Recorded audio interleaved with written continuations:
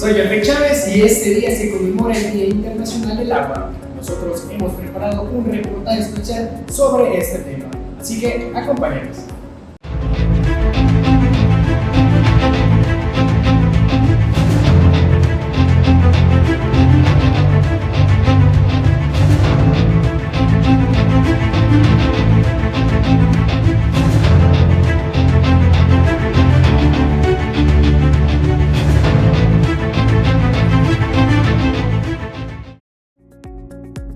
Cada año desde 1993, el Día Mundial del Agua, 22 de marzo, crea conciencia e inspira acciones para abordar la crisis mundial del agua y el saneamiento, ya que 2.000 millones de personas viven todavía sin acceso al agua potable.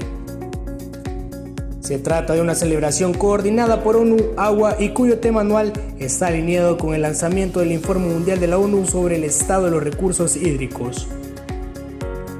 Y es que uno de los objetivos de desarrollo sostenible que está trabajando en El Salvador es el agua limpia y saneamiento. Con este objetivo se quiere garantizar la sostenibilidad y el saneamiento para todos. Una de las metas de que aquí al año 2030 se pretenda lograr el acceso universal y equitativo al agua potable a un precio accesible para todos.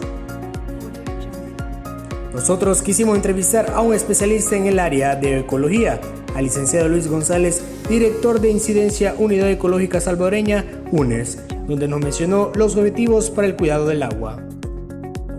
¿Cuáles son los objetivos que se poseen para el cuidado del agua? Bueno, sin duda el tema del agua es de las principales problemáticas ambientales en El Salvador. Hoy por hoy la magnitud de la crisis del agua se manifiesta en dos elementos. Uno, el acceso al agua, y otro, la calidad del agua. Con el acceso, hay que señalar que somos el país con menos acceso al agua en la región centroamericana.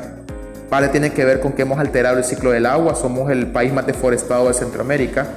Y a pesar de que llueve bastante, esta agua no se infiltra y no está a disposición para el consumo humano doméstico de la población.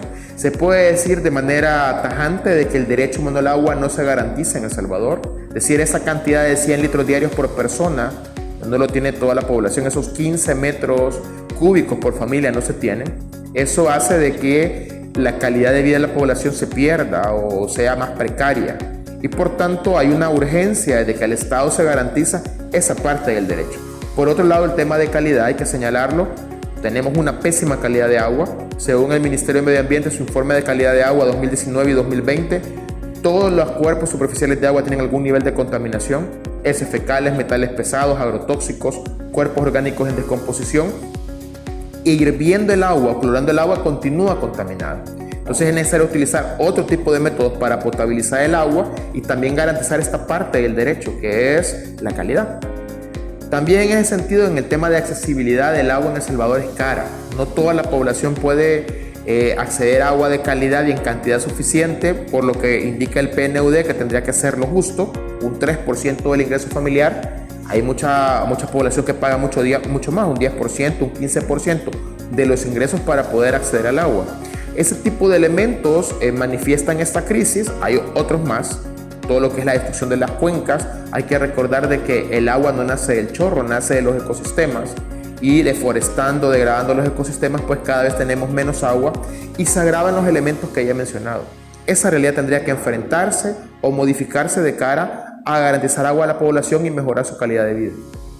Posteriormente nos mencionó sobre las soluciones para la conservación del agua. ¿Qué soluciones existen para la conservación del agua?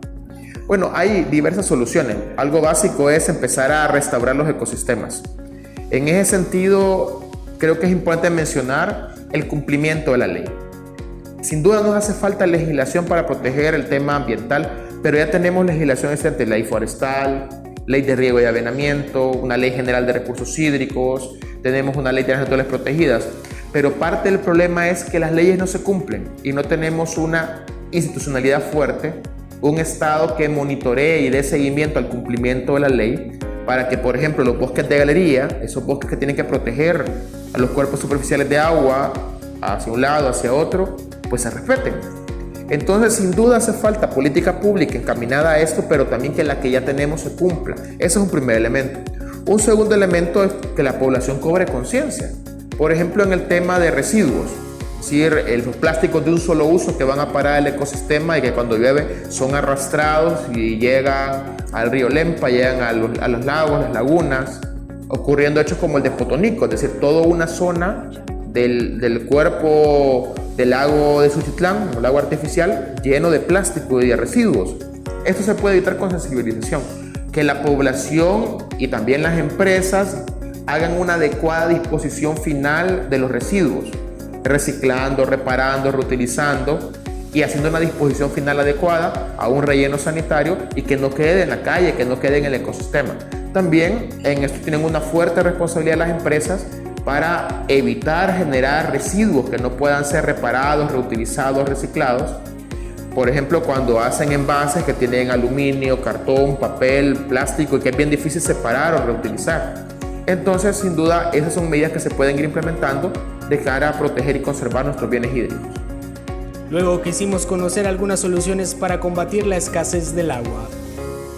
En El Salvador llueve bastante, llueve 3 veces el promedio mundial. El problema es que somos un país tan antropizado, tan impermeabilizado, que cuando llueve lo que ocurre es provocar desastres porque causa inundaciones, causa derrumbes y esta agua no se infiltra, no recarga los acuíferos y los mantos freáticos, parte porque somos un país muy deforestado.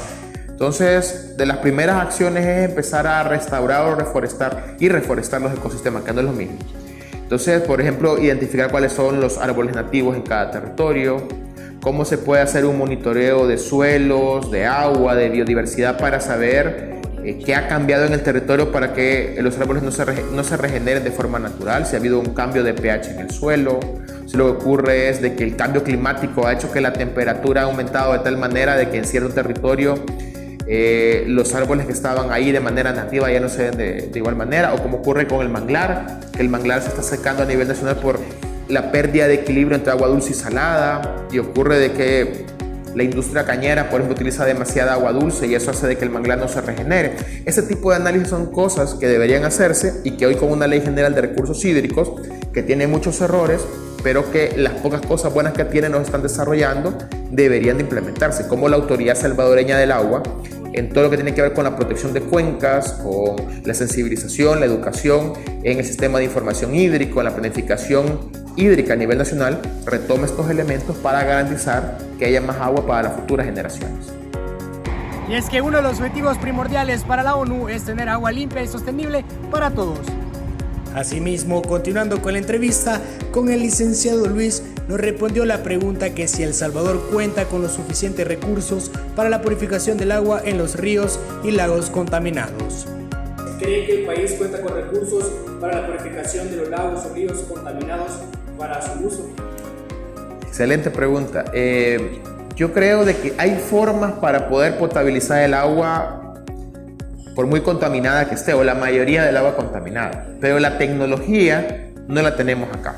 Es decir, hay territorios, hay países que tienen métodos de filtrado, por ejemplo con carbón activado, con plata coloidal, con ozonización, que permite purificar el agua. Incluso, experiencias como en España, en Barcelona, tienen sistema de ósmosis inversa que filtra de manera tan excelente el agua que ni siquiera el virus del COVID puede pasar ese filtrado, para poner un ejemplo. Claro que son métodos económicamente muy caros.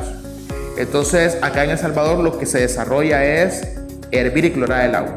La gente que tiene filtros lo hace de manera privada, no lo hace el Estado. Entonces, sí, efectivamente el Estado tendría que garantizar mejor calidad del agua. Porque, ¿qué ocurría? En algún momento dijo que se iba a paliar la crisis de falta de agua en Soyapango, Ilopango, San Martín, sacando agua del lago de Ilopango.